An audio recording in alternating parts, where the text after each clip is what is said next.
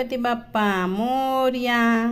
तुमच्याकडे पण बाप्पाचं आगमन झालं असेल ना. बाप्पाचं आगमन म्हणजे काय, आपल्या आनंदाला सीमाच उरत नाही. अगदी छोट्यांपासून मोठ्यांपर्यंत आपण गणपती बाप्पाची वाट बघत असतो. गणपतीचं आगमन, गणपतीचा प्रसाद, गणपतीचं डेकोरेशन, किती गोष्टी असतात ना. असंच आम्ही दरवर्षी गावी येतो गणपती गौरीसाठी आणि आम्ही इथे सण साजरा करतो. आल्यानंतर कधी कधी थोडंसं डेकोरेशन बाकी असतं. ते डेकोरेशन करायला सुद्धा खूप गंमत येते, खूप मजा वाटते. आपण बाप्पासाठी काहीतरी करू शकतो याचा आनंद देखील असतो. त्यामुळे रात्री जागून आम्ही हे डेकोरेशन सर्वांनी मिळून कंप्लीट केलं.